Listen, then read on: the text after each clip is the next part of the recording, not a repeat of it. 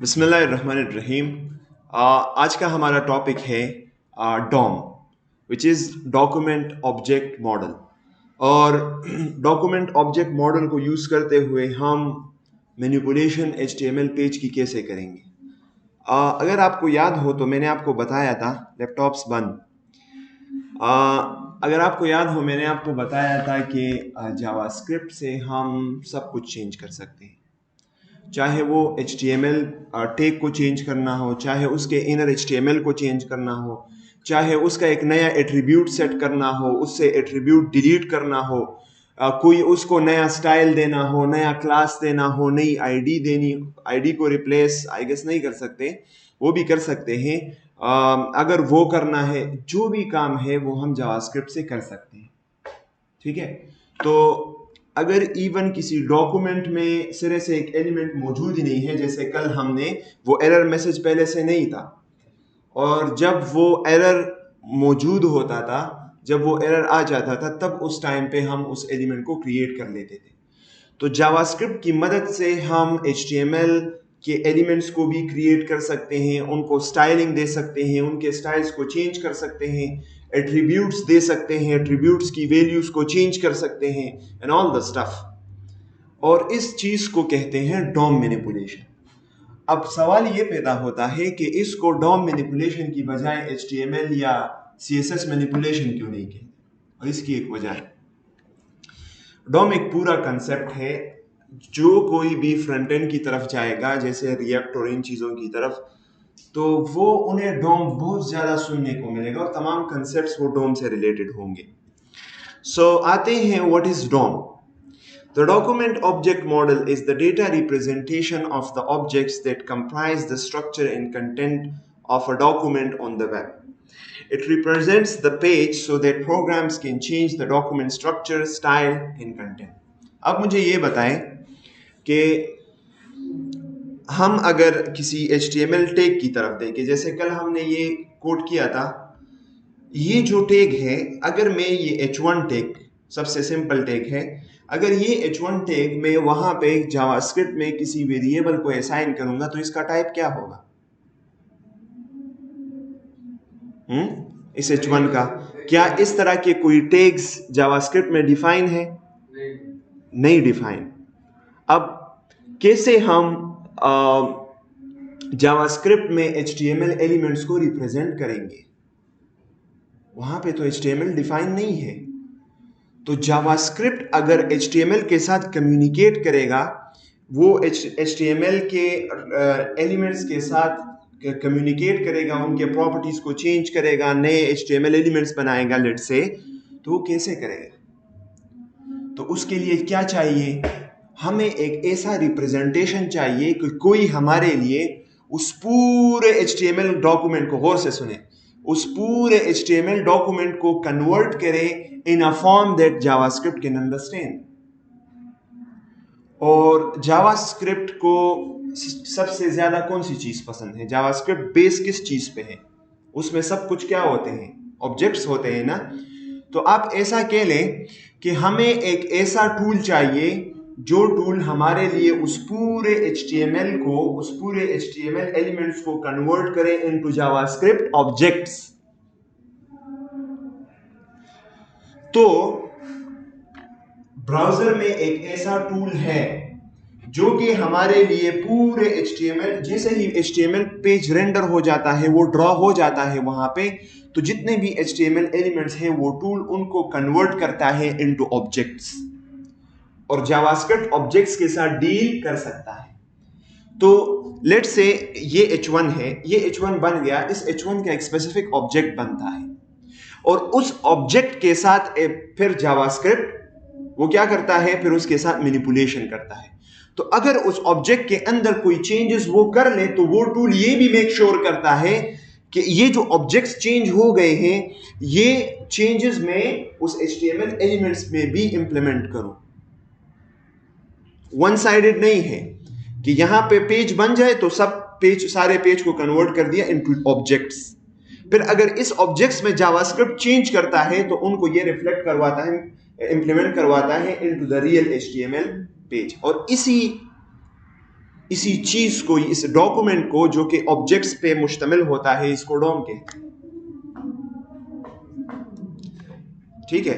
So the document object model, the document object document HTML document को convert करना into objects. So the document object model is the data representation of the objects that comprise the structure and content of document on the web. Website में जो भी elements हैं उन elements को in the form of objects represent करना, ताकि JavaScript उसके साथ कम्युनिकेट कर सके, उसको मैनिपुलेट कर सके। इसको कहते हैं डॉक्यूमेंट ऑब्जेक्ट मॉडल। मिसाल से समझते हैं। लेट्स से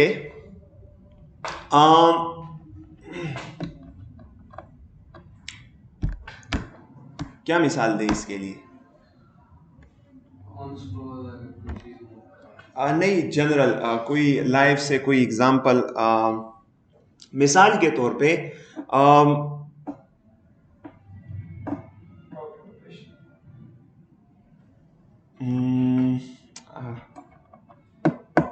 अच्छा, लेट्स से आपके बैंक में पैसे, ठीक है, you have money in your bank, और आप उस मनी को यूज करने के लिए, उसके साथ उसको खर्च करने के लिए, क्या आप रियल मनी यूज करते हैं? नहीं, आपके पास एक डेबिट कार्ड होता है। उस डेबिट कार्ड में मैग्नेटिक इंफॉर्मेशन स्टोर होते हैं।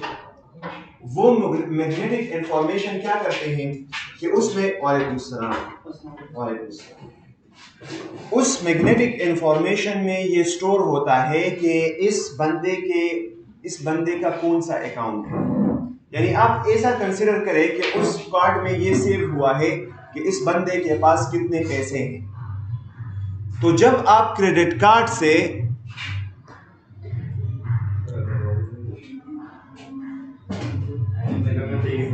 दादा से ने बंदी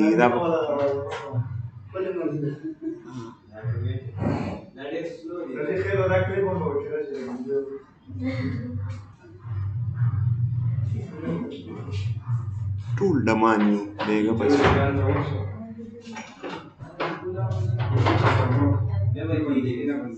वालेकुम सलाम।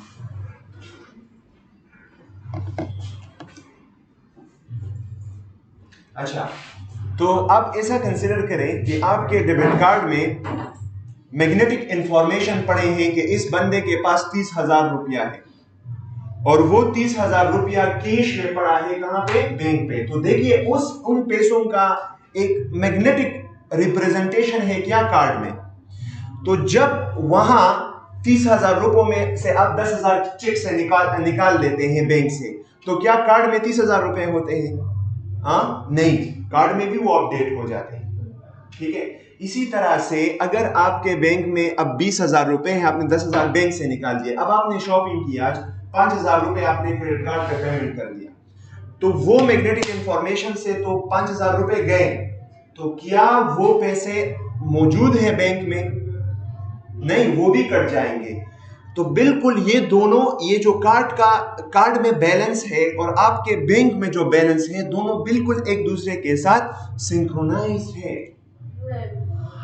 जी, जुड़े हुए हैं। एक में चेंज आएगा तो वो दूसरा भी चेंज होगा। तो आपको पता है क्रेडिट कार्ड क्या करता है कि वो जब उससे आप पेमेंट करते हैं ना, तो वो एक्चुअली बैंक को रिक्वेस्ट जाता है कि इसके अकाउंट से इतने पैसे काट दो।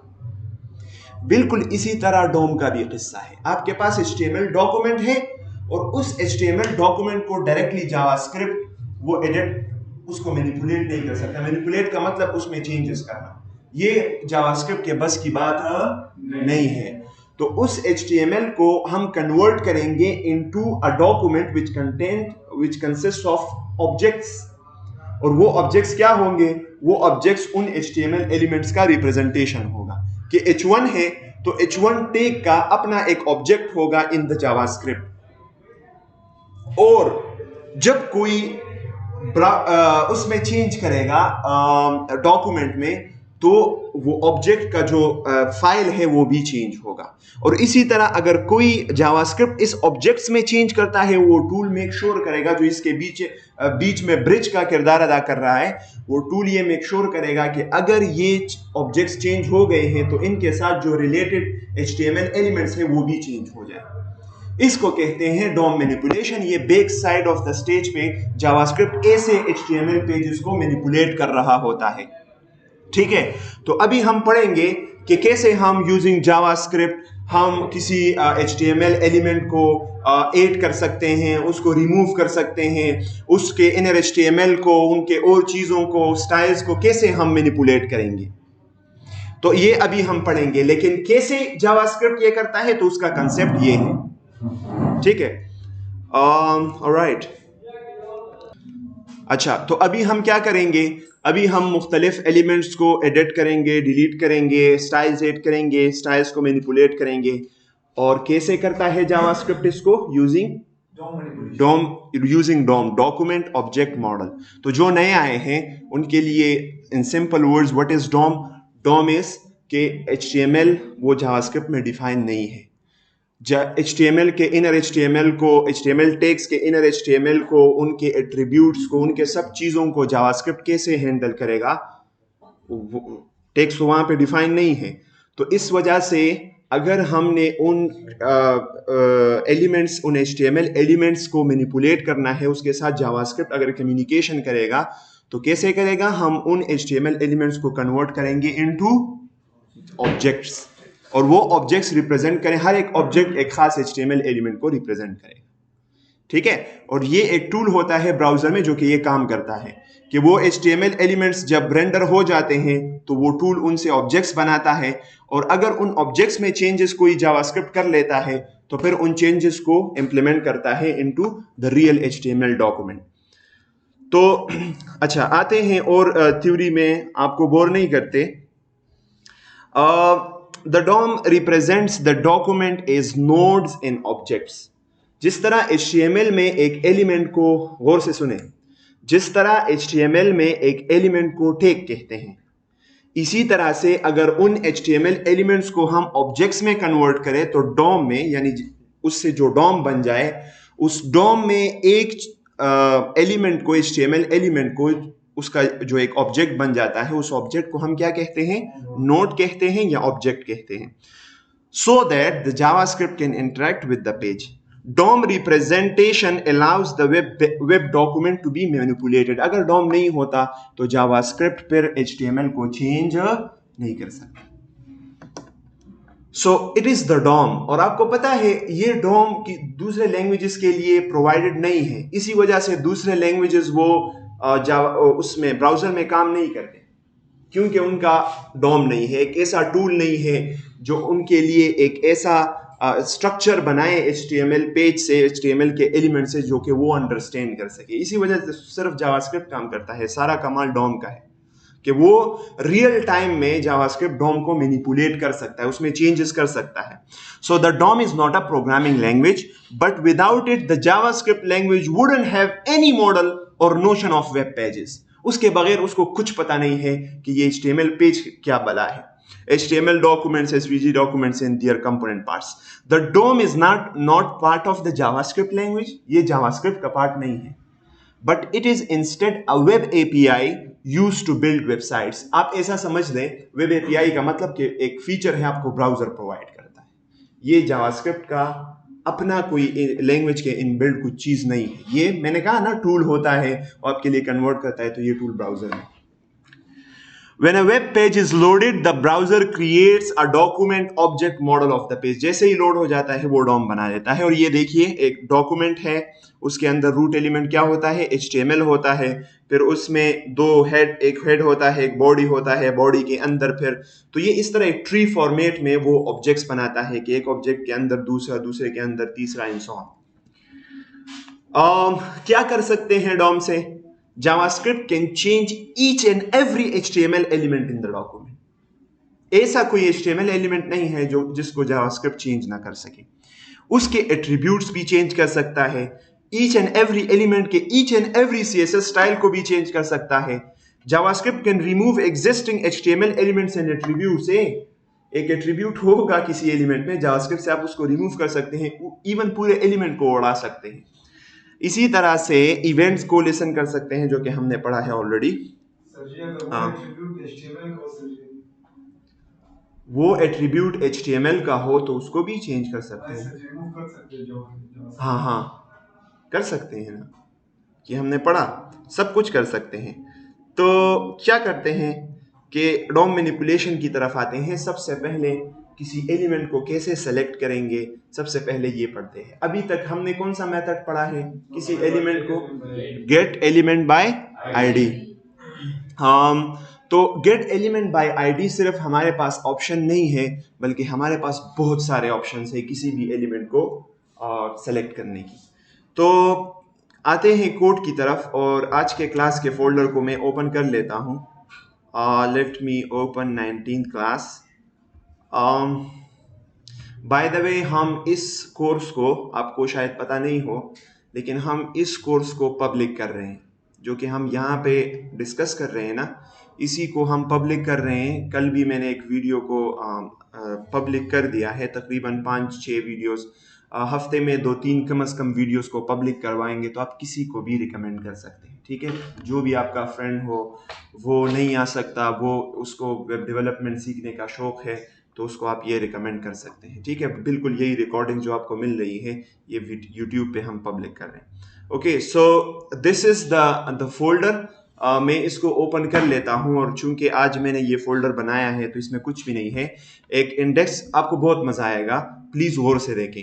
यहाँ पे index.html बना लेता हूं, और इसमें मैं यहाँ पे कह लेता हूँ डॉक्यूमेंट ऑब्जेक्ट मॉडल। तो क्यों डॉक्यूमेंट को हटा रहा हूँ, ऑब्जेक्ट मॉडल, ठीक है। और साथ में एक स्क्रिप्ट टैग से कनेक्ट करते हैं index.js को, index.js, और ऊपर एक h1 बनाते हैं, और उसमें लिखते हैं डॉक्यूमेंट ऑब्जेक्ट मॉडल, ठीक है। ऑलराइट, सो यहाँ पे एक index.js फाइल भी बना लेते हैं, और इसके अंदर अपना पूरा कोड करते हैं। अब देखिए, लेट्स से मेरे पास इस डॉक्यूमेंट के अंदर ये एक h1 है, फिर मेरे पास लेट्स से यहाँ पे एक दूसरा एलिमेंट है h3, और मैं यहाँ पे लेट्स से लिख लेता हूँ DOM, व्हाट इज DOM, ठीक है। साथ में एक और पैराग्राफ टैग बनाते हैं, और उसमें मैं लॉरम इप्सम लिखने की कोशिश करता हूं, ठीक है। ये बना लिया। इसके बाद एक और h3 बनाते हैं, और इस h3 में हम लिख लेते हैं DOM मैनिपुलेशन, और इसके बाद हम यहाँ पे एक और p टैग बना लेते हैं, जिसमें हम लॉरम इप्सम लिख लेते हैं। समझ आ गई? अच्छा, अब देखिए, अगर हम किसी एलिमेंट को यूज कर सेलेक्ट करते हैं, तो सबसे पहले ऑप्शन क्या है? Gate elements bye tag name. नाम में सब कुछ है। Gate elements bye tag name, कि वो कि किसी टैग नेम से उनके पूरे एलिमेंट्स को उठा लो। यानी p टैग है तो सारे p टैग्स को उठा लो। तो ये आपको क्या देगा? अब मुझे बताएं, मैं सफी से पूछ लूंगा कि हम जब मल्टीपल डेटा को एक ही वेरिएबल में स्टोर कर देते तो हमारे पास कितने ऑप्शंस थे? यानी सिर्फ एक स्ट्रिंग या एक चीज हमारे पास नहीं, हमारे पास मल्टीपल चीजें हैं। अगर हम उनको एक ही वेरिएबल में स्टोर करते हैं तो हमारे पास कितने तरीके हैं, कितने तरीकों से हम उनको स्टोर कर सकते हैं? हाँ थर, आप बताएं कौन कौन से? नोप, कौन कौन?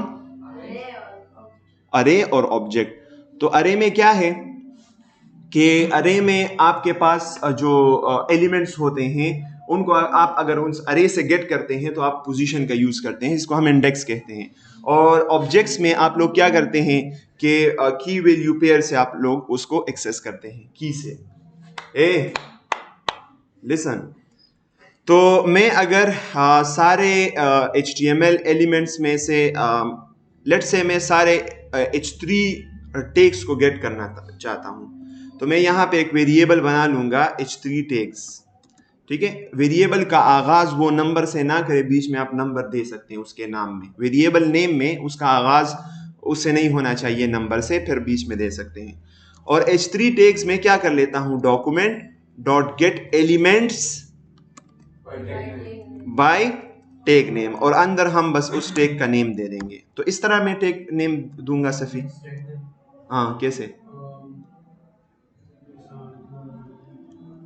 कोट्स में, तो डबल कोट्स या सिंगल कोट्स में, तो कौन से एलिमेंट सेलेक्ट करना चाहता हूं, H3। तो ये अब एक H3 एलिमेंट तो नहीं है, दो या जितने भी है हमारे पास फॉर द टाइम बीइंग दो है।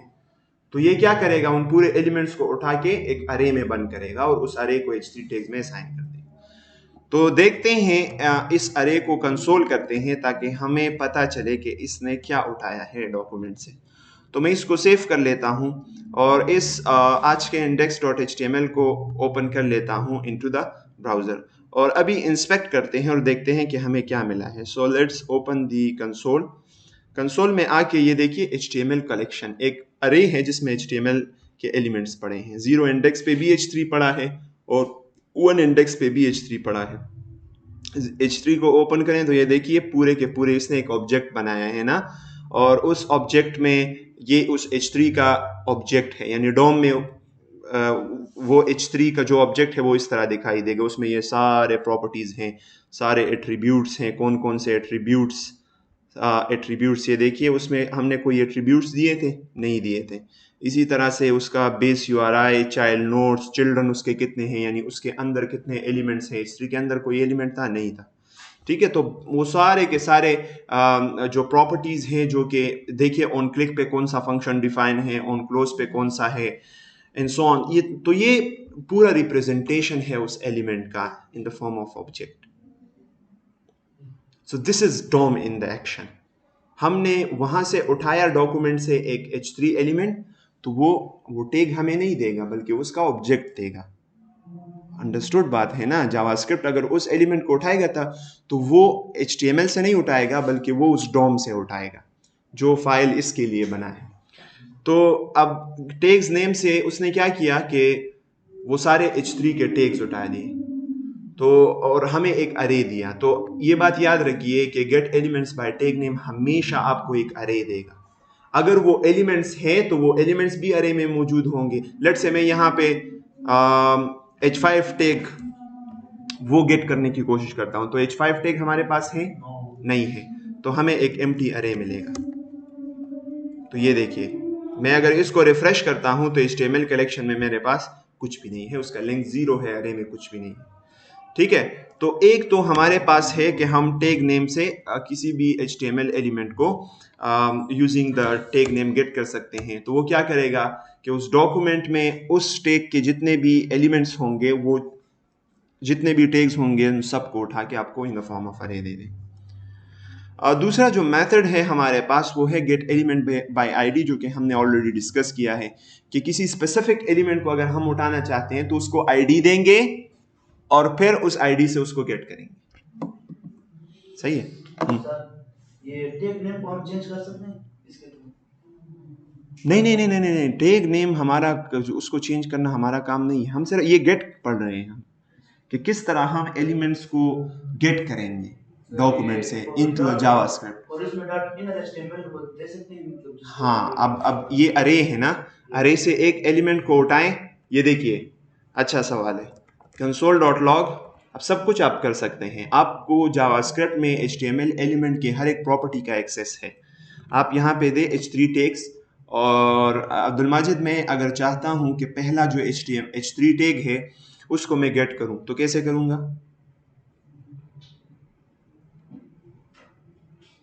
कैसे करूँगा? नहीं, ये क्या है? H3 टैग्स में क्या पड़ा है? ऑब्जेक्ट पड़ा है। हाँ शाह गालिब, क्या पड़ा है? तो किस फॉर्म में पड़े हैं? अब ऐसे नहीं बताएंगे ना कि दोनों H3 तो पड़े, अरे फॉर्म में। और अरे के पहले एलिमेंट को कैसे गेट करते हैं? हाँ, 0 इंडेक्स देते हैं, शाबाश। तो 0 में अगर यहाँ पे दे दूं तो ओ सॉरी H3 टैग्स और फिर 0 इंडेक्स, तो अब ये वो उस पहले एलिमेंट को उठा देगा। ठीक है। अगर फिर हम उसके इनर ये देखिए व्हाट इज डॉम आ गया है ना, वो पूरा HTML एलिमेंट। अच्छा, अब ये भी ना H3 टैग्स में पूरा एक ऑब्जेक्ट पड़ा है, मतलब वो इस द डॉम ऑब्जेक्ट, लेकिन ये आपको इस फॉर्म में इसलिए दिखा रहा है क्योंकि कंसोल में जब आप किसी डोम के ऑब्जेक्ट को वो करते हैं, कंसोल करते हैं, तो वो उसके HTML को, यानी उसको HTML में कन्वर्ट करता है और आपको कंसोल में दिखाता है। इसका एक मेथड है कि हम मतलब इस तरह अगर देखना चाहें, ये जिस तरह इधर है, अगर हम इस तरह देखना चाहते हैं तो वो भी कर सकते हैं, लेकिन अगर सिंगल एलिमेंट को आप कंसोल करते हैं तो आपको in the form of HTML दिखाता है। अच्छा, तो इसके इनर HTML को हम गेट कर सकते हैं। तो मैं अगर इसको सेव करूं और इसको रिफ्रेश करूं तो ये देखिए व्हाट इज डॉम, ठीक है। अगर दूसरे के आप इनर HTML को गेट करना चाहते हैं तो वो 1 इंडेक्स पे है, तो ये 1 कर ले, रिफ्रेश कर ले डॉम मैनिपुलेशन, ये देखिए इसका भी वो आ गया, सही है। So that is how you get the information about an element in the JavaScript. Gate element by ID में कोई सवाल तो नहीं है, अंडरस्टूड है ना। हम आईडी देंगे और उस आईडी से उस स्पेसिफिक एलिमेंट को गेट करेंगे। फिर अगर हमारे पास क्लासेस हैं, एक क्लास की मदद से वो क्लास जिन HTML एलिमेंट्स में होगा, हम उस क्लास के बेस पे भी HTML एलिमेंट्स को सेलेक्ट कर सकते हैं। और क्लास हमने पढ़ा है ना, आईडी तो यूनिक होती है, हर एक एलिमेंट की अपनी आईडी होती है, लेकिन क्लास तो मल्टीपल एलिमेंट्स में हो सकता है एक क्लास। तो इसलिए ये क्या लिखा है, gate elements, gate elements bye class name. तो आपको अरे देगा उन सब एलिमेंट्स का जिसमें वो क्लास है। तो मैं इस H1 को मैं एक क्लास दे देता हूँ, लेट से BG कस्टम, ठीक है। इसको भी दे देता हूँ और मैं इसको भी फर्स्ट एंड लास्ट को देता हूँ BG कस्टम। और अभी इस क्लास की मदद से हम HTML एलिमेंट्स को भी सेलेक्ट कर सकते हैं। कोई अगर चाहता है कि BG कस्टम टेक्स को वो सेलेक्ट करें तो वो ऐसे कर सकता है कि document dot gate elements bye class name, और क्लास नेम क्या है, BG कस्टम है। तो अगर हम इसको कंसोल करें, कंसोल डॉट लॉग, और हम BG कस्टम टैग्स को कंसोल करें, तो हमें कौन कौन से टैग मिलने चाहिए, ये और ये, पहला और आखिरी वाला। तो अगर हम इसमें देखें तो हमारे पास h1.bg कस्टम और p.bg कस्टम, इसमें देखें आपके पास इनर HTML की एक प्रॉपर्टी होगी, ये हम वैसे एक्सेस नहीं कर रहे हैं, इसमें एक इनर HTML की प्रॉपर्टी है, ये देखिए लॉरम एप्सम सो, ठीक है। और इसी तरह से अगर आप इस H1 को खोलें तो इस H1 में भी आपके पास एक इनर HTML की प्रॉपर्टी होगी जिससे हम कंफर्म, देखिए आईडी भी है, आईडी उसमें नहीं है, inner HTML document object model, तो सही एलिमेंट्स को पिक कर रहा है फ्रॉम द डॉक्यूमेंट, ठीक है। अब चौथे उसकी तरफ आते हैं, which is get elements by name. Name का जो एट्रीब्यूट कल हमने पढ़ा, उस नेम के एट्रीब्यूट से भी आप एलिमेंट्स को गेट कर सकते हैं, यानी ये स्पेसिफिक नाम जिन जिन HTML टैग्स का, जिन जिन HTML टैग्स में नेम एट्रीब्यूट में ये वैल्यू होगी, तो उन सारे HTML एलिमेंट्स को उठाओ। तो अगर मैं यहाँ पे एक फॉर्म बनाऊं, क्या बनाऊं, अगर मैं एक फॉर्म बनाऊं और इस फॉर्म के अंदर मैं एक इनपुट फील्ड बनाऊं, and this is like let's say type text, और इसका नेम जो है वो क्या है, वो लेट्स से है फर्स्ट नेम, ठीक है।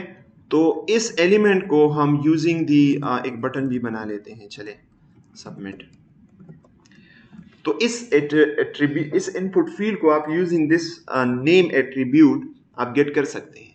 और देखिए नेम सिर्फ एक स्पेसिफिक उसका नहीं होता, मतलब नेम एट्रीब्यूट में सेम वैल्यू जरूरी नहीं है कि वो बस यूनिक हो, मल्टीपल एलिमेंट्स के नेम एट्रीब्यूट में सेम वैल्यू हो सकती है। तो क्या करते हैं कि यहाँ पे गेट करते हैं कॉन्स्ट, अब हम इसको चेंज नहीं कर रहे हैं, first name tags is equal to document dot get element elements by name, और नेम से कौन सा नाम हमने दिया है, फर्स्ट नेम, और कैसे दिया है मुझे तो याद, अच्छा केमल केस में फर्स्ट नेम। तो अगर हम इसको वो करें, कंसोल करें फर्स्ट नेम टैग, तो ये हमें अरे में उन टैग्स को देगा, चाहे वो एक हो नहीं हो जितने भी हो, क्योंकि एक नेम के वो मल्टीपल वो हो सकते हैं। ये देखिए नोड लिस्ट, और इसमें एक इनपुट फील्ड पड़ा है, और ये देखिए मैं इस पे अगर होवर करूंगा तो लेफ्ट साइड पे आप देख सकते हैं उस HTML एलिमेंट को भी स्पेसिफाई कर रहा है। ठीक है, अगर मैं इस पे होवर करूं तो ये देखिए कि ये कौन सा एलिमेंट है, आपको बता रहा है। Browser is very powerful app, right. आप हैरान होंगे कि ब्राउज़र क्या क्या फंक्शनैलिटीज़ आपको दे देता है एज अ डेवलपर। अच्छा, फिर जो सबसे इम्पोर्टेंट है ना, वो है क्यूरी सेलेक्टर।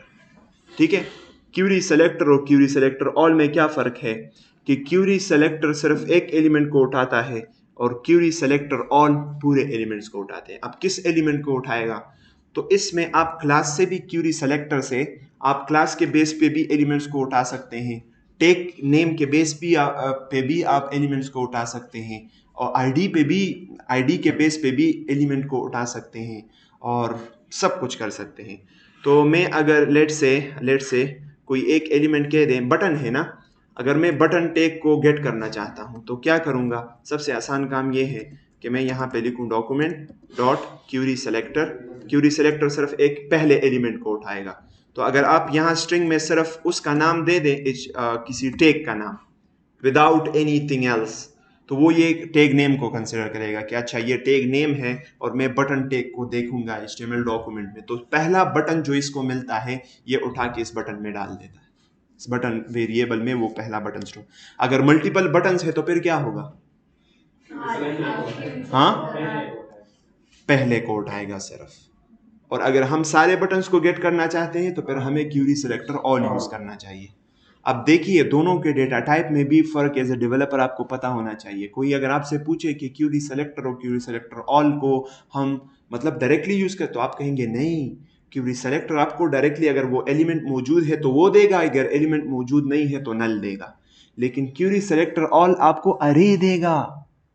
अगर सेकंड बटन उठाना चाहे तो फिर उसको फिर टैग यूज ना करें, उसको आईडी दे दें या कोई नेम एट्रीब्यूट से उठाएं, वट एवर इट इज। ठीक है, किससे, HTML में इंडेक्सेस नहीं है ना, हमारे पास इंडेक्सेस होते हैं अरे में। जब वो उन एलिमेंट्स को उठा के अरे में डाल देता है तो फिर जावास्क्रिप्ट के अंदर हम उसको इंडेक्स से गेट करेंगे, लेकिन वो अरे कैसे बनाएंगे, तो वो इंडेक्स से नहीं बना सकते कि HTML एलिमेंट्स के इंडेक्सेस है कि ये पहला HTML एलिमेंट है, ये दूसरा है, ये तीसरा है, ऐसे नहीं पॉसिबल। ठीक है, अच्छा मेक सेंस राइट। तो अगर आप यहाँ पे आए तो आपको एक बटन, ये बटन सबमिट का बटन ये उठाएगा। अगर मल्टीपल बटन्स हैं तो जिस तरह शाह गालिब ने कहा वो सिर्फ पहले बटन को उठाएगा। तो मैं अगर सेव कर लेता हूँ और इस बटन को मैं कंसोल करते हैं ताकि हम उसको देख सके ना कि वाकई बटन में कुछ आया है कि नहीं, या उसमें अनडिफाइंड पड़ा है। सेव करते हैं, हाँ रिफ्रेश, तो ये देखिए बटन सबमिट वाला बटन आ गया है। अगर हम इसको बटन्स कोई ए टैग दे दे, तो ए टैग है नहीं है, तो ये क्या देगा, नल देगा। शाबाश, सही है, ओके। अब नल की आपको समझ थोड़ी आ गई होगी कि देखिए जब हम क्यूरी सेलेक्टर को यूज करेंगे तो हमने तो उस वेरिएबल को क्यूरी सेलेक्टर, ये देखिए ना बटन को हमने ऑलरेडी एक वैल्यू दी है, ये तो अनडिफाइन नहीं हो गया ना। अनडिफाइन तो तब होता है कि जब हम उसको सिरे से इनिशियलाइज ही ना करें। अब हमने इनिशियलाइज कर लिया लेकिन वो फंक्शन कुछ रिटर्न नहीं कर रहा, वो जो चीज़ हम मांग रहे हैं वो उसको नहीं मिल रहा, तो ये अब क्या रिटर्न करेगा, नल। तो नल से हमें अंदाज़ा लग रहा है कि this button is initialized but its value is null. Initialize हुआ है, उस इनिशियलाइजेशन प्रोसेस के बाद उसको कुछ भी नहीं मिला तो उसने उसमें नल स्टोर कर दी। अब समझ आ गई अनडिफाइन और उसके बीच में फर्क। अच्छा, तो हम यहाँ पे बटन को क्यूरी सेलेक्टर से ऐसे सेलेक्ट कर सकते हैं। आपको पता है आप क्लास के बेस पे भी उसको सेलेक्ट कर सकते हैं। मैं अगर बीजी कस्टम क्लास इसको दे दूं तो ये उस क्लास के बेस पे एलिमेंट्स को उठाएगा, लेकिन सवाल ये है कि मैं कैसे इसको बताऊंगा कि ये टैग नेम नहीं है बल्कि ये क्लास का नेम है। तो मैं यहाँ पे डॉट दूंगा, जिस तरह हम CSS में करते थे। अगर मैं यहाँ पे डॉट बीजी कस्टम दे दूं ना तो इसको पता चल जाएगा कि ओ ये मतलब क्लास, तो बीजी कस्टम क्लास जिसका होगा वो पहला एलिमेंट ये उठा के इस बटन में स्टोर कर देगा। अब ये बटन तो नहीं रहा, H1 होगा, H1 बीजी कस्टम ना, तो ऐसे आप कर सकते हैं। इसी तरह से आईडी के बेस पे भी आप किसी एलिमेंट को उठा सकते हैं। मैं अगर इस बटन को आईडी दे दूं BTN, ठीक है, तो ये इस आईडी के बेस पे भी एलिमेंट को उठा सकता है। तो कैसे हम इसको बताएंगे कि ये एक आईडी है, ये नॉर्मल वो नहीं है, हम एम्पर्स इसको क्या कहते हैं, हैश साइन, हम हैश साइन देंगे और हम यहाँ पे उस आईडी का वो आईडी लिख लेंगे कि BTN is not a class, it's not in a tag name, it is ID. तो ये उस आईडी को ढूंढेगा और ये आईडी जिस एलिमेंट की होगी उसको उठा के उसको असाइन कर देगा। Power, you can feel the power. अब हमारे हाथ में देखिए, with great knowledge there comes a great power, seriously. तो अभी हम जितना सीख रहे हैं उतना हमारे हाथों में पावर आ रहा है। इसी तरह से क्यूरी सेलेक्टर ऑल भी है। ये देखिए क्यूरी सेलेक्टर की डिफिनीशन को गौर से देखें। Returns the first matching element node with in the node sub tree. Node sub tree मतलब डॉक्यूमेंट ऑब्जेक्ट मॉडल, और उसमें से जो एलिमेंट्स डॉक्यूमेंट ऑब्जेक्ट मॉडल में होते हैं, अभी हमने पढ़ा, उसको नोड कहते हैं। तो if no matching node is found, null is return.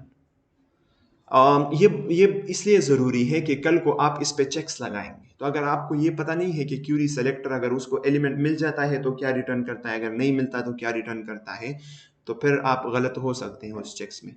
अब क्यूरी सेलेक्टर क्या करता है, वो पूरे बिल्कुल क्यूरी सेलेक्टर की तरह काम करता है, लेकिन वो ये करता है कि तमाम एलिमेंट्स को सेलेक्ट करता है। तो मैं अगर यहाँ पे क्यूरी सेलेक्टर ऑल दे दूँ ना, और यहाँ पे मैं बीजी कस्टम का क्लास दे दूँ, कैसे दूंगा, डॉट लगाऊंगा और बीजी कस्टम, तो ये बीजी कस्टम के क्लास के सारे एलिमेंट्स को उठा के बटन को असाइन कर देगा। ये देखिए h1.bg कस्टम और p.bg कस्टम।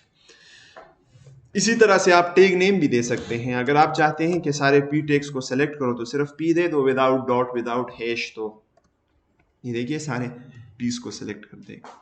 समझ आ गई? So moving forward I will be using the query selector most of the time. मुझे ये थोड़ा सा पसंद है। गेट एलिमेंट बाय आईडी इतना सा है, क्यूरी सेलेक्टर छोटा सा टेक्स्ट है। अच्छा,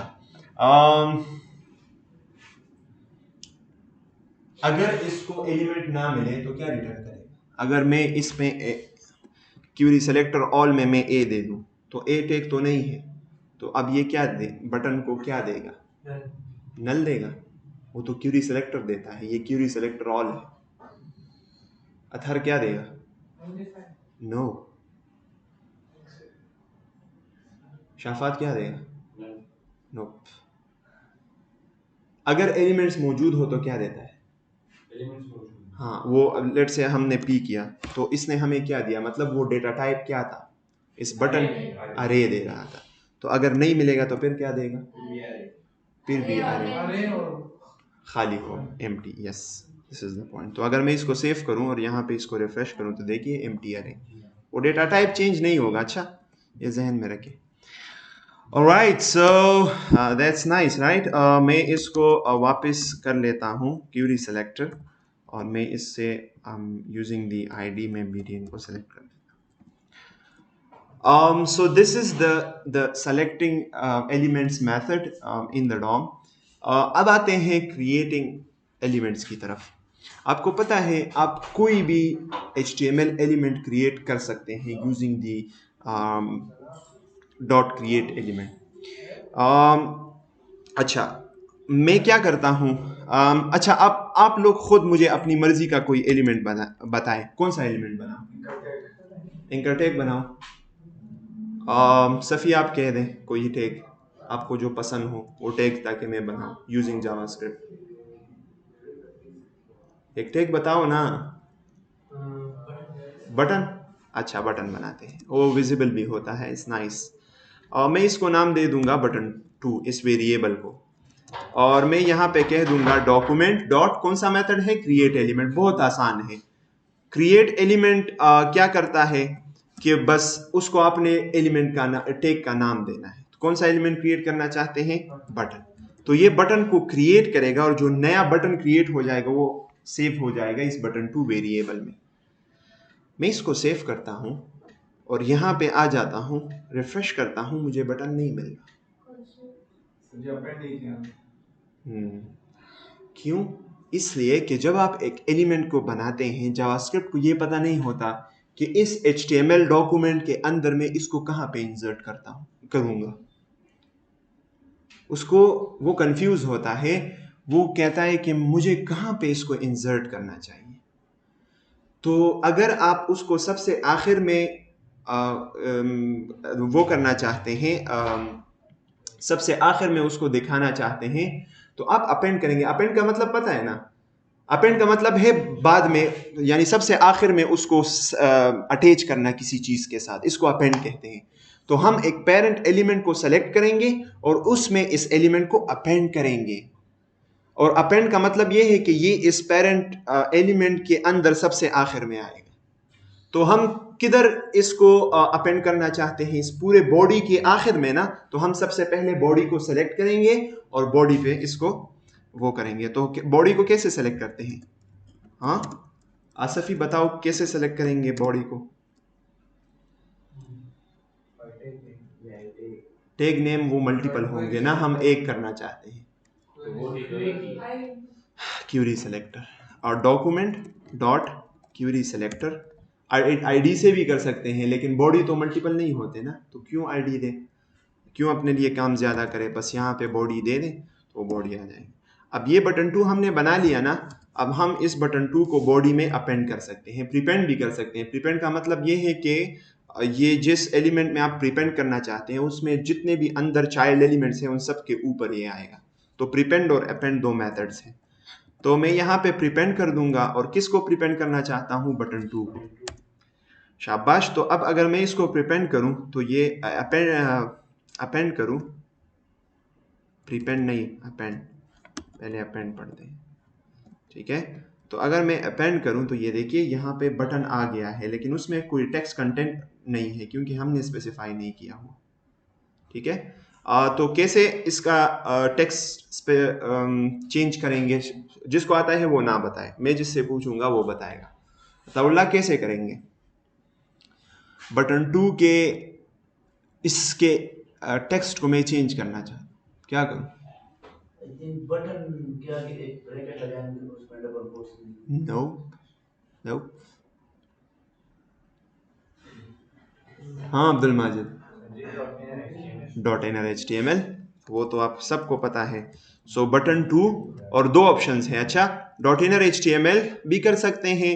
.NR HTML में अगर आप स्ट्रिंग देंगे और उस स्ट्रिंग के अंदर आप HTML के टैग्स लिख लें तो वो सही तरीके से काम करेंगे। लेकिन आपके पास एक और ऑप्शन है, वो है इनर टेक्स्ट। इनर टेक्स्ट में भी कर सकते हैं। अगर सिंपल टेक्स्ट आप देना चाहते हैं तो फिर इनर टेक्स्ट करें। और मैं यहाँ पे लिख लूंगा क्रिएटेड बटन। तो सेव करता हूँ और फिर अपेंड करता हूँ, तो फिर देखिए क्रिएटेड बटन, ठीक है। तो ये हमने जावास्क्रिप्ट से किया। अब अगर हम बॉडी में ये प्रीपेंड करें तो बॉडी में जो सारे चिल्ड्रन मौजूद हैं इन सबसे पहले बटन 2 आएगा प्रीपेंड। ये देखिए सबसे ऊपर, सबसे आगे, सबसे ऊपर। अच्छा, अपेंड और अपेंड चाइल्ड एक ही चीज है, ठीक है, दोनों सेम चीज है। कर सकते हैं कि ये फॉर्म से ऊपर लगा दिए, बट हाँ कर सकते हैं फॉर्म से ऊपर। तो फॉर्म के ऊपर एक एलिमेंट आप सेलेक्ट करें, उसके बाद प्रीपेंड यानी P है, इस P को सेलेक्ट करें। फॉर्म कहाँ है ये, तो इस P को सेलेक्ट करें और उसके बाद अपेंड करें इसको। लेकिन ये उसमें ये मसला होगा कि वो उस P के अंदर आ जाएगा, वो बटन वो कहाँ आ जाएगा, उस P के अंदर आ जाएगा। तो अगर आप P के अंदर नहीं करना चाहते हैं, आप उससे बाहर करना चाहते हैं, अगर आप इस P को गेट करेंगे और उसको फिर अपेंड करेंगे तो ये इसके अंदर आएगा। तो इसके अलावा क्या करते हैं, हाँ इस एक डिफ टैग ले लें, इसके अंदर पी टैग दे दे और इसको दे एक आईडी जिसको हम पी रेपर यानी पी के बाहर जो एलिमेंट है या पी पेरेंट, ठीक है, और इसको गेट करें। तो रन टाइम पे आप कैसे करेंगे, वहाँ पे अच्छा है, लेकिन अब रन टाइम पे हम चाहते हैं कि जब ये हो तो ये बनना चाहिए, तो ऐसे कैसे HTML में करेंगे? ये तो हम वैसे आपको समझाने के लिए ना कि जावास्क्रिप्ट से कैसे क्रिएट करेंगे। अभी हम एक टू डू लिस्ट बनाएंगे, उसमें से हम इंसर्शन करेंगे, कोई टू डू लिखेंगे और फिर जैसे ही आप सबमिट का बटन दबाएंगे वो ऐड हो जाएगा इन द लिस्ट। तो वो कैसे करेंगे वो आप करते हैं, आज का वो है प्रैक्टिकल प्रोजेक्ट है वो। तो उस पी पेरेंट को हम कैसे चूज करेंगे, डॉक्यूमेंट डॉट क्यूरी सेलेक्टर और उसका उसकी आईडी क्या थी, पी पेरेंट, ठीक है। इसको हमने गेट किया, अब बॉडी की बजाय पी पेरेंट में आप इसको वो करें, अपेंड करें, सही है। So it's your choice. मैंने बॉडी इसलिए की ताकि हम आखिर में करना चाहते थे। देखो आपने किया होगा। हाँ, alright, so this is how we can create an element. अच्छा, inserting elements in parent nodes, तो हमारे पास append child,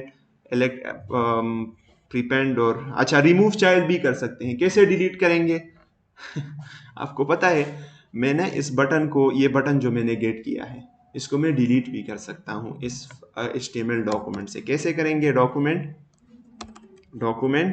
dot remove child और ये बटन में इसको पास कर दूंगा कि ये बस रिमूव करो। बेचारे का कोई कसूर नहीं है, लेकिन चलो उसको रिमूव कर लेते हैं। ये बटन 2 मैंने कर लिया, रिमूव चाइल्ड में BTN हमने कर लिया, लेकिन उसने वो हटा दिया। नाइस प्रॉब्लम, उसने वो दूसरा बटन हटा दिया। ये कैसे? हमने बटन 1 किया नहीं, दूसरे को क्यों कमेंट करें, हमने तो बटन 2 नहीं दिया ना, नहीं चाहिए कि वो उसको रिमूव करें। अच्छा, uncaught DOM exception, failed to execute remove child on node, the node to be removed is not a child of this node. हम सबसे पहले फॉर्म को सिलेक्ट करेंगे, डॉक्यूमेंट पे नहीं होगा ना, तो form is equal to document dot query selector और टैग नेम से फॉर्म को सिलेक्ट कर लेते हैं, और जिसके अंदर ये HTML टैग होगा उस पर आप कॉल करेंगे। तो फॉर्म डॉट रिमूव चाइल्ड, तो हम बटन को रिमूव कर देंगे, रिमूव हो गया, ठीक है। जिस तरह ऐड करने के लिए पेरेंट को गेट करना जरूरी है, इस तरह रिमूव करने के लिए भी पेरेंट को गेट करना जरूरी है। उधर आता नशेनो बस आखिरी चीज है और वो है सेटिंग एट्रीब्यूट, और अभी फिर टू डू लिस्ट बनाते हैं। Creating attributes in an element, वो सेट एट्रीब्यूट से आप कर सकते हैं। जैसे अगर मैं यहाँ पे एक वो बनाऊँ ना, सबसे आखिर में देखें, गौर से देखें, एक ए टैग बनाता हूँ, ठीक है। कैसे बनाऊंगा, डॉक्यूमेंट डॉट क्रिएट एलिमेंट, है नहीं ना, नया बनाना चाहते हैं, तो ए टैग बनाना चाहते हैं। ए के इनर HTML में क्या, इनर टेक्स्ट में क्या लिखना चाहते हैं, गो टू, या गूगल छोड़े कोई और बताए, यूट्यूब भी छोड़े, और इंस्टा, विजिट माय इंस्टा, यो। अच्छा, ये कर लिया, अब सेव करते हैं। तो ये तो जब तक हमने प्रीपेंड या अपेंड नहीं किया होगा तब तक ये हमें शो नहीं होगा, तो हम इसको अपेंड कर लेते हैं इनटू द पी पेरेंट, या बॉडी में कर लेते हैं, चले बॉडी डॉट अपेंड, और क्या अपेंड करते हैं, ए को। लेकिन ये लिंक जैसा दिखाई नहीं देगा, और उसकी वजह मैं बताता हूँ। ये देखिए, ये लिंक की तरह दिखाई नहीं दे रहा, क्यों? हमने लिंक बनाया है लेकिन हमने href एट्रीब्यूट सेट नहीं किया हुआ, जिसकी वजह से वो इसको नॉर्मल टेक्स्ट शो कर रहा है। तो हम कैसे एट्रीब्यूट को सेट करेंगे? So for the setting attribute हम a डॉट सेट एट्रीब्यूट, और एट्रीब्यूट में ये एक फंक्शन है जो कि दो आर्गुमेंट्स लेता है। एज अ फर्स्ट आर्गुमेंट ये एट्रीब्यूट का नाम लेता है, और एज अ सेकंड आर्गुमेंट ये एट्रीब्यूट की वैल्यू लेता है। तो हम कौन सा एट्रीब्यूट सेट करना चाहते हैं? href, और href में हम देना चाहते हैं https instagram.com। ठीक है, मैं इसको रिफ्रेश करता हूँ, आप देखिए प्रॉपर लिंक बन गया है। तो मैं अगर इस पर क्लिक करता हूँ तो ये मुझे इंस्टाग्राम पे ले जाएगा। ठीक है, अच्छा, alright, so this is how we can set the attributes. इस तरह हम एट्रीब्यूट की वैल्यू को भी गेट कर सकते हैं। किसी भी एलिमेंट के किसी एट्रीब्यूट को गेट करना चाहते हैं तो एलिमेंट डॉट गेट एट्रीब्यूट, और एट्रीब्यूट का नाम। एट्रीब्यूट्स को डिलीट भी कर सकते हैं और स्टाइल्स को भी ऐड कर सकते हैं। तो स्टाइल्स को हम ऐड कर लेंगे इन द लेटर। तो एक टू डू लिस्ट बनाते हैं, चले। सो मैं यहाँ पे एक फाइल बना दूंगा todo.html, ठीक है, और साथ में एक और बनाते हैं todo.js। todo.html में और से देखें, अच्छा, और प्रॉपर खूबसूरत टू डू बनाते हैं। ऑलराइट, सो मैं यहाँ पे टू डू ऐप, और मैं यहाँ पे h1 दे दूंगा टू डू ऐप, या टू डू, खूबसूरत नाम बताएं, टू डू ट्रैकर। अच्छा, और इसको यूजिंग स्क्रिप्ट टैग हम वो कर लेते हैं src, और कौन से todo.js को। अच्छा, अब टू डू के लिए क्या चाहिए? हाँ, इनपुट फील्ड चाहिए, एक बटन चाहिए, एक फॉर्म चाहिए, ताकि उस इनपुट फील्ड में कोई अगर वैल्यू डालें, बटन दबाएं, तो तब हम उस इनपुट फील्ड से वैल्यू लें और उसको इस एक अनऑर्डर लिस्ट में ऐड करते हैं। ठीक है, शायद आपने टू डू लिस्ट देखते हैं, सिंपल टू डू लिस्ट, ताकि आप पहले देख लें कि क्या बनाते हैं। To do list,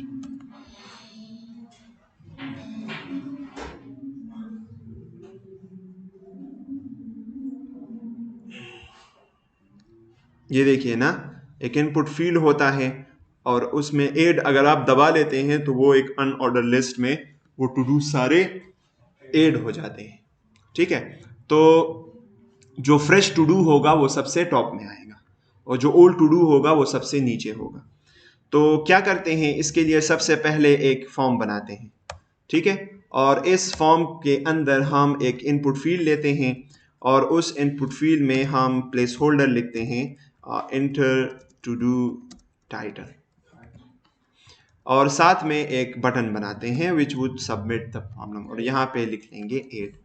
proper style करते हैं इन चीज़, इस फॉर्म के अंदर इनपुट को मैं कौन से स्टाइल दूंगा, बॉर्डर, और बॉर्डर क्या होना चाहिए, RGB 1 पिक्सल, सॉलिड, RGBA 0 0 0, और मेरे ख्याल से 0.1 ठीक रहेगा, ये अच्छा बॉर्डर है।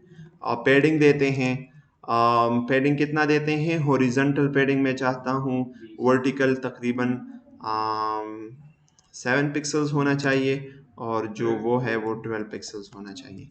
साथ में बॉडी, मुझे सबसे बुरा HTML पेज में क्या लगता है, इसका फॉन्ट, तो मैं फॉन्ट फैमिली को चेंज कर लेता हूँ और इसको एरियल कर लेते हैं। पॉपिंस नहीं होता बाय डिफ़ॉल्ट, वो हमने गूगल फॉन्ट से कनेक्ट करना होता। ठीक है, और साथ में बटन को भी सेलेक्ट कर लेते हैं, और इस बटन को हम, अच्छा, वो बटन जो कि फॉर्म के अंदर हो, तो उसके लिए हम ऐसे लिख सकते हैं कि फॉर्म और स्पेस बटन। तो इसका मतलब होगा कि वो बटन जो फॉर्म के अंदर हो, उससे बॉर्डर हटा देते हैं नन, क्योंकि उसका एक बहुत बदसूरत बॉर्डर होता है। पैडिंग 8 कर लेते हैं, वर्टिकल पैडिंग 7 पिक्सल, और हॉरिजॉन्टल पैडिंग वो तकरीबन 20 या 15 पिक्सल्स। ठीक है, साथ में बैकग्राउंड कलर जो है वो हम कस्टम दे देते हैं, बैकग्राउंड कलर, और वो हम डॉजर नहीं, मीडियम सी ग्रीन कर लेते हैं। ठीक है, और हम जो फॉन्ट कलर है उसको वाइट कर लेते हैं। ठीक है, अब इस चीज़ को देखते हैं कि हमने क्या तीर मारा है। तो हमने ऐसा एक वो क्रिएट कर लिया है। अगर आप इसको अब ये देखिए ये बटन क्यों छोटा लग रहा है, क्योंकि 1 पिक्सल बॉर्डर इसमें नहीं है और उस HTML एलिमेंट में है। तो मैं क्या कर लेता हूँ कि इसको एक फेक बॉर्डर प्रोवाइड कर लेता हूँ बॉर्डर, और मैं इसको नन करने की बजाय मैं इसको 1 पिक्सल सॉलिड और कलर मीडियम सी ग्रीन कर लेता हूँ ताकि उसके साथ साइज बराबर हो जाए। अब सही हो गया। अब देखें मैं इसके बॉर्डर रेडियस को भी थोड़ा सा चेंज करना चाहता हूँ। सो बॉर्डर रेडियस, और बॉर्डर रेडियस कर लेते हैं 5 पिक्सल्स। राइट, और अब क्या करते हैं, अब इसके नीचे एक अनऑर्डर लिस्ट बनाते हैं, लेकिन उसको एक वो देते हैं h3 और यूर टू डूज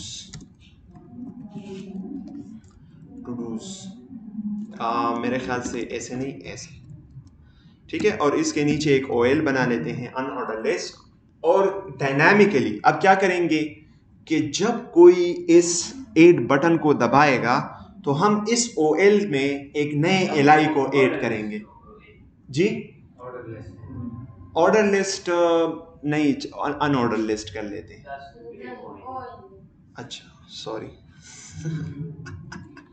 अच्छा UL कर लेते हैं अनऑर्डर लिस्ट। ठीक है, और इसमें हम एक नए LI को ऐड करेंगे। It's nice sketch. तो कैसे करते हैं, तो सबसे पहले सिनारियो क्या है, अब देखिए प्रोग्राम कैसे बनाते हैं। सबसे पहली बात यह है कि कोई अगर ऐड बटन पे क्लिक करे तो ऐड बटन पे क्लिक करने से क्या होगा, फॉर्म के अंदर है ना ऐड बटन, हाँ हाँ वो तो होगा, लेकिन अब हम प्रोग्राम लिखते हैं तो देखिए स्टेप बाय स्टेप जाते हैं। ऐड बटन से फॉर्म सबमिट होगा और हम सबमिट को लिसन करेंगे कि जब फॉर्म सबमिट हो जाए तो तब उस टाइम पे जो इनपुट की वैल्यू है उसको उठाओ, नया LI बनाओ, वो वैल्यू उसके इनर HTML में डालो और उस नए LI को ऐड करो इन द UL। अब पूरा प्रोसेस ये है, लेकिन हम इसको फर्दर स्टेप बाय स्टेप करते हैं। तो सबसे पहली बात ये है कि हमने फॉर्म के सबमिट को लिसन करना है। तो सबसे पहले हमने फॉर्म को गेट करना होगा।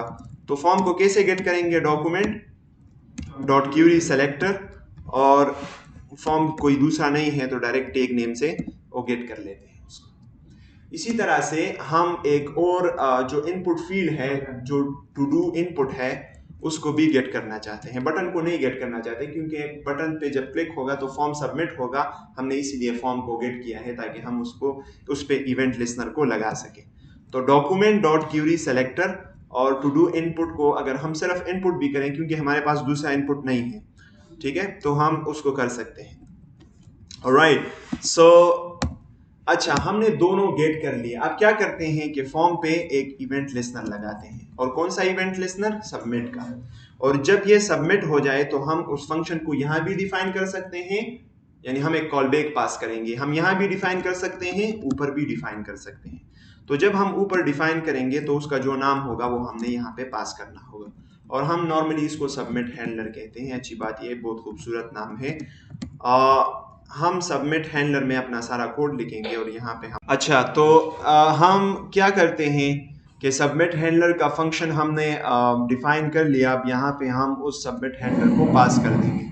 तो जब हमारा फॉर्म सबमिट होगा तो तब जावास्क्रिप्ट इस सबमिट हैंडलर को कॉल करेगा, और जब ये इसको कॉल करेगा तो इसको एक ऑब्जेक्ट देगा जिसमें इवेंट के तमाम इंफॉर्मेशन होंगे। इसको हम इवेंट ऑब्जेक्ट कहते हैं। उससे पेज रिफ्रेश होगा और हमारा पूरा का पूरा प्रोग्राम उस सिरे से स्टार्ट होगा। तो हम ये नहीं चाहते तो प्रिवेंट डिफॉल्ट कर लेते हैं। ठीक है, अब हमारा फॉर्म वो क्या नहीं होगा, रिफ्रेश नहीं होगा। तो टू डू की वैल्यू हासिल करते हैं, वो कैसे हासिल करेंगे, जब फॉर्म सबमिट हो जाए तो to do input dot value. शाबाश। अब क्या करते हैं कि इस पे चेक लगाते हैं कि अगर टू डू एम्प्टी है, अगर टू डू एम्प्टी है तो फिर हमें रिटर्न फॉल्स करना चाहिए, यानी फॉर्म सबमिट नहीं होना चाहिए। ठीक है, और एरर मैसेजेस भी नहीं दिखाते। अगर टू डू सही उसमें कोई वैल्यू है तो क्या करेंगे, उसको OL में ऐड करेंगे उस वैल्यू को, लेकिन ये वैल्यू गेट कर ली। अब LI में कैसे ऐड करेंगे, सबसे पहले LI बनाएंगे, फिर उस LI में वैल्यू डालेंगे ये, और फिर उस LI को अब प्रीपेंड करेंगे इन द OL। तो LI को कैसे बनाएंगे, डॉक्यूमेंट डॉट शाबाश क्रिएट एलिमेंट, और एलिमेंट का नाम क्या है, LI। LI के इनर जो LI बन गया है, उस LI के इनर टेक्स्ट में हम जो ऊपर टू डू हमने गेट किया है इनपुट से जो वैल्यू है, उसके इनर HTML में हम वो डाल देंगे, ठीक है। और फिर इस LI को ऐड कर देंगे, प्रीपेंड कर देंगे into the OL, into the UL, और UL document dot query selector, और UL को गेट करेंगे। एक ही UL है तो टैग नेम से गेट करना अच्छा रहेगा। सो UL डॉट प्रीपेंड LI, तो जो LI बनी है उसको प्रीपेंड कर लेते हैं। इसको रिफ्रेश करते हैं, यूर टू डूज है। मैं अगर यहाँ पे लिखूँ प्रे 5 times डेली, ठीक है, और मैं इसको ऐड करूँ तो ये देखिए वो ऐड हो गया है, ठीक है। इसी तरह से मैं अगर इसको बार बार प्रेस करूँ ना तो वही टू डू ऐड होगा, which is not good for the user experience. तो अब क्या करना चाहिए कि जब ये हम 8 दबाएं तो ये इनपुट फील्ड वापस खाली होना चाहिए। तो जब हम इस LI को यहाँ पे प्रीपेंड कर लेते हैं, उसके बाद उस टू डू इनपुट की वैल्यू को भी खाली करवाते हैं।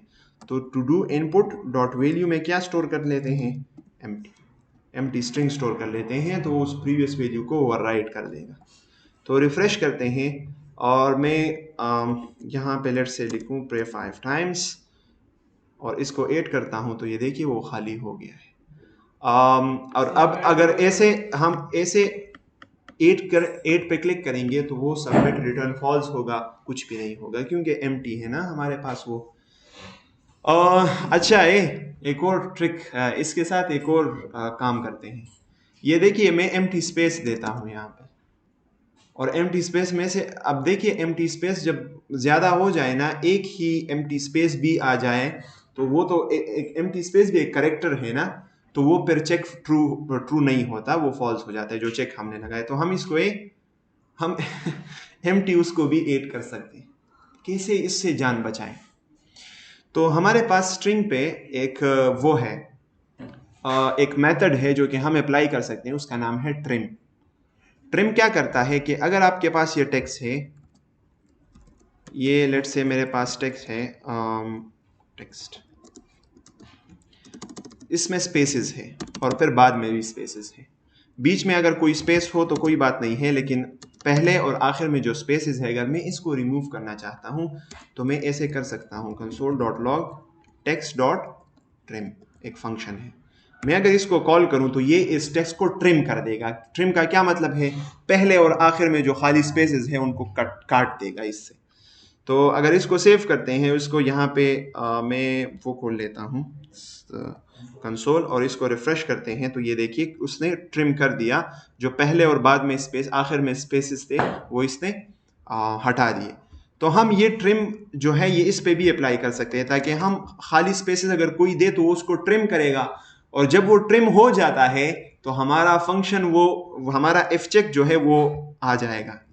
ये देखिए हम जब इस इनपुट डॉट वैल्यू को गेट करते हैं ना, तो अगर इसमें कोई एम्प्टी स्ट्रिंग होता है तो ये फिर if फॉल्स हो जाता है। क्यों फॉल्स हो जाता है, क्योंकि एम्प्टी स्ट्रिंग भी एक कैरेक्टर है ना, और इसका ये इफ चेक किस पे लगा है, ये इफ चेक क्या कर रहा है, ये चेक कर रहा है कि टू डू में अगर 0 है, ये बात याद रखिए। अच्छा मैं आपको कमेंट्स में भी लिख लेता हूँ, अगर इसमें 0 है या इसमें एम्प्टी स्ट्रिंग है या इसमें नल है या अनडिफाइन है, ये वैल्यूज अगर है तो तब ये ट्रू हो जाएगा और ये रिटर्न फॉल्स हो जाएगा। अगर ये वैल्यूज नहीं है, अगर इवन ये वैल्यू भी है, कोई स्ट्रिंग में एम्प्टी स्पेस है, तो फिर ये हमारा एफ चेक वो फायर नहीं होगा। तो हम इसको कैसे ट्रिम करेंगे, डॉट ट्रिम। डबल जीरो नहीं, डबल जीरो भी 0 होता है ना, तो वो भी, हाँ इवन ट्रिपल जीरो भी, तो डॉट ट्रिम, इसको सेव करते हैं, रिफ्रेश करते हैं, तो अगर हम यहाँ पे अब खाली स्पेसेस देंगे तो वो ऐड नहीं होगा, ठीक है। लेकिन अगर मैं इसको ये देखिए, एक और अच्छी बात क्या है, मैंने स्पेसेस दे दिए, फिर मैंने कोई करेक्टर्स दे दिए, तो अब क्या होगा, अब भी वो सिर्फ टेक्स्ट आएगा, वो पहला और आखिर में जो फ्री स्पेस होगा वो इससे हट जाएगा। ये देखिए कितना खूबसूरत यूजर एक्सपीरियंस हो गया है, ठीक है। कोई और फंक्शनैलिटी अगर आप डालना चाहते हैं तो मुझे बता दें ताकि मैं वो भी डाल दूँ। This is our to do. तो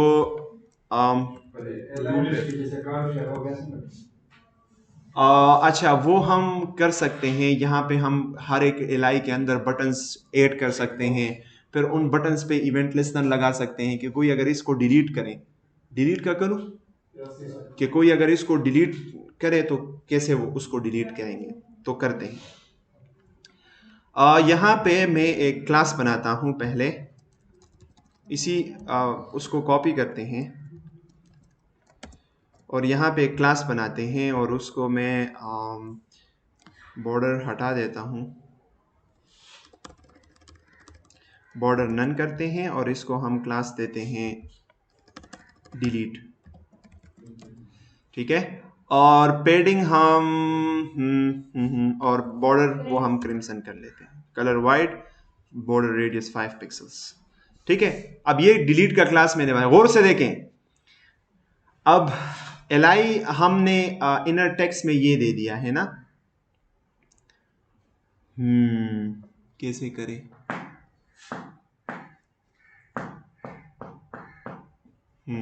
एलआई के अंदर एक स्पेन बना लेते हैं, उस स्पेन के अंदर इस टेक्स्ट को डाल देंगे और एक बटन बना देंगे। तो मैं एक एलआई मैंने बनाया, अब क्या करते हैं, एक स्पेन बनाते हैं, स्पेन टैग। सो डॉक्यूमेंट डॉट क्रिएट एलिमेंट और एक स्पेन टैग बना लेते हैं, ठीक है। स्पेन टैग बना लिया। अब इस स्पेन टैग के अंदर हम स्पेन डॉट इनर टेक्स्ट में हम उस टू डू को लिख लेते हैं। Make sense? बिल्कुल सही है। और इस स्पेन टैग को मैं क्या कर लेता हूं, span LI dot append span, LI में मैंने स्पेन को अपेंड कर लिया, तो हमें विजुअली कुछ भी फर्क नहीं नजर आएगा। लेकिन हम एक और काम करते हैं, एक बटन भी बनाते हैं, डिलीट बटन। और इस डिलीट बटन में कैसे बनाते हैं, डॉक्यूमेंट डॉट क्रिएट एलिमेंट और एक बटन बनाते हैं। अब हम अगर ऐसे करें और इसको सेव करें, रिफ्रेश करें यहाँ पे, और यहाँ पे मैं लेट से अगर कहूँ तो प्रे 5 टाइम्स और मैं इसे ऐड करूँ, तो एक बटन जो है कुछ भी नज़र नहीं आएगा, क्योंकि मैंने उस डिलीट बटन को अपेंड नहीं किया। तो उसको भी अपेंड कर लेते हैं एलआई में, LI dot delete button dot append, sorry यार क्या कर रहे हैं, बट डिलीट बटन, ठीक है। तो अगर इसको मैं सेव करूं, रिफ्रेश करूं और रिसाइट कुरान और मैं इसको ऐड करूं, तो ये देखिए खाली बटन यहाँ पे आ गया है, ये देखिए। क्यों? क्योंकि हमने डिलीट बटन के इनर HTML में कुछ भी नहीं लिखा। डॉट इनर टेक्स्ट कर लेते हैं और इसमें हम लिख लेते हैं क्या, डिलीट। अच्छा, अगर हम इसको ऐसे करें और फिर इसको चेक करें, इसको ऐड करें, तो ये देखिए डिलीट, स्टाइलिंग नहीं, क्योंकि क्लास हमने नहीं दिया ना। तो क्लास कैसे देंगे, delete button dot class list dot add, कौन सा क्लास था वहां पे, डिलीट क्लास था, क्लास ऐड कर लिया। अब देखिए लर्न जावास्क्रिप्ट,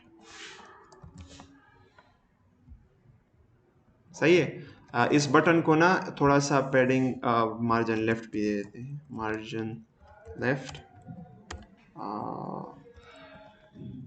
10 पिक्सल्स, ठीक है। थोड़ा सा कुछ ऐड करते हैं, ये देखिए अब थोड़ा सा सही है। इसका पैडिंग बहुत ज़्यादा है, हॉरिजॉन्टल और वर्टिकल पैडिंग में इसको 5 कर लेता हूँ और इसको मैं 10 कर लेता हूँ। Learn man learn, learn man, ठीक है, अब थोड़ा सा सही हो गया। अच्छा, अगर हम इस पे क्लिक करेंगे, कुछ भी नहीं हो रहा, ये कैसे करेंगे? Exactly, this is the point man. तो किस पे इवेंट लगाऊं? डिलीटेड बटन पे। बाकियों को समझ नहीं आ रही क्यों? एल बनाया, ठीक है, फिर स्पेन बनाया और फिर एक बटन बनाया। गौर से देखें, एल बनाया, स्पेन बनाया, स्पेन के इनर टेक्स्ट में वो जो ऊपर टू डू आ रहा था वो दिया, एक बटन बनाया और बटन को एक क्लास दिया, और इस बटन और स्पेन को मैंने अपेंड किया टू द एल, और उस एल को फिर मैंने अपेंड किया टू द यूएल। अब इस बटन पे हम इवेंट लिसनर लगाएंगे। तो कैसे लगाएंगे? Delete event button dot add event listener, और कौन से क्लिक पे हम लिसन करना चाहते हैं, और इसके अंदर ही हम एक कॉल बैक डिफाइन कर लेते हैं, ऊपर नहीं करते, ताकि इसको ये सारे अवेलेबल हो ना, ये जितने वेरिएबल्स हमने बनाए, क्योंकि हम इन्हीं को डिलीट और वो करेंगे, तो ताकि ये अवेलेबल हो। अच्छा, जब इस पे कोई क्लिक करेगा तो हम क्या डिलीट करना चाहते हैं? हम इस एल को, जो ये एल हमने बनाया है, इसको हम डिलीट करना चाहते हैं, ठीक है। तो अगर कोई इस पे क्लिक करेगा तो मैं यहाँ पे लिख लूँगा ul डॉट रिमूव चाइल्ड। बहुत आसान है यार, बहुत आसान है जी।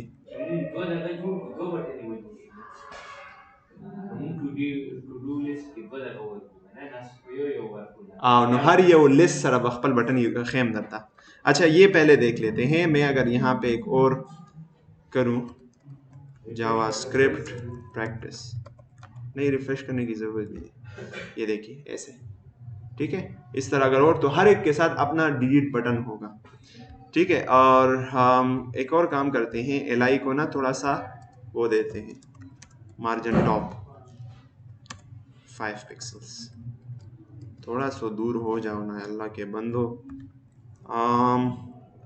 मेक टू डू, ठीक है, इंटर से भी होगा। आप फिर इस तरह रिफ्रेश ऑल टॉपिक्स, खलक वही जदीद चरता बट डीजे की नास्ती चरता पप्पू शादी हाल की दा क्लास अली कदा सही हिसाब दे। ऑलराइट, सो स्टाइलिंग तो परफेक्ट हो गई। अब डिलीट बटन काम नहीं कर रहा, तो डिलीट बटन में हम क्या करेंगे कि जो यूएल हमने गेट किया हुआ है, उस ये यूएल से इस नए एल को, ये जो एल है इसका रेफरेंस यहाँ पे हम पास कर देंगे कि ये बस डिलीट करते जाओ। तो इसको रिफ्रेश करते हैं और मैं लेट से कहता हूँ कि डू एक्सरसाइज, ठीक है, और लर्न क्या लर्न जावास्क्रिप्ट चले।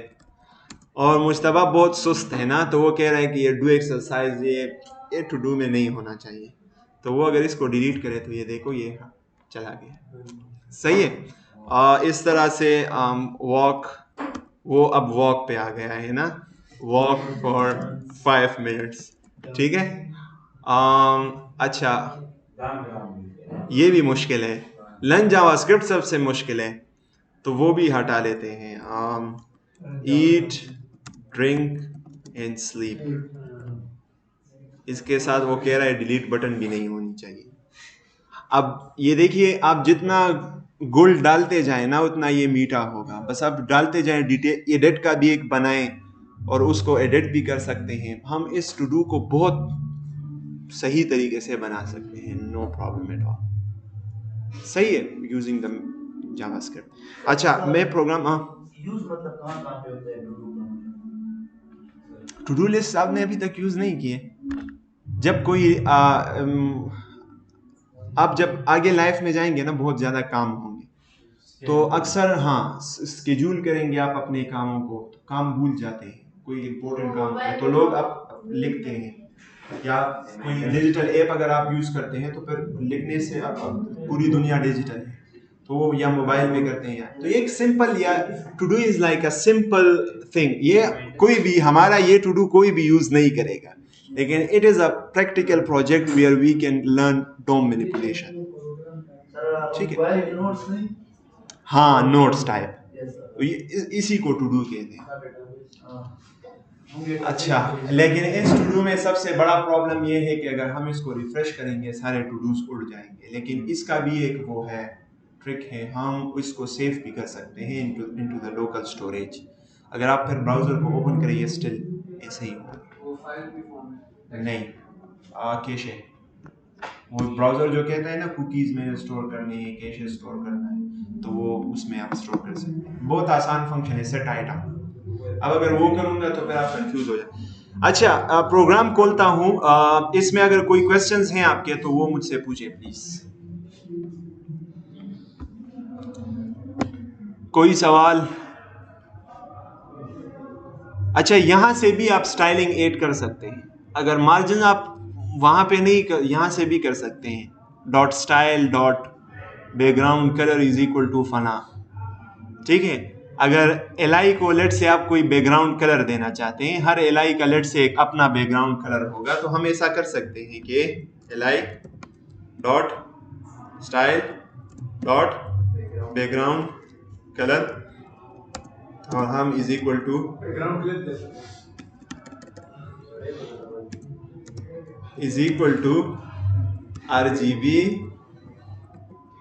बैकटेक्स्ट कर लेते हैं RGB, और यहाँ पे हम दे देंगे मैथ डॉट रेंडम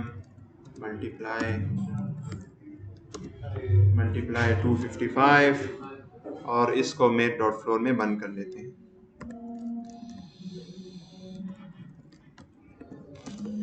ठीक है, तो इसको उठा के 3 मरतबा करेंगे।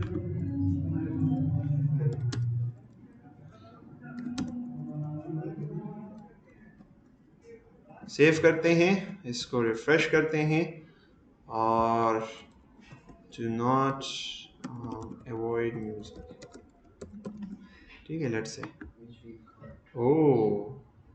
ये देखो,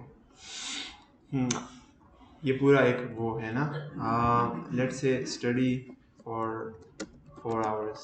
अपनी आदत बनाए, कम से कम दिन में 4 घंटे स्टडी करें। अच्छा, जो भी हालात हो। और let's say refresh all topics.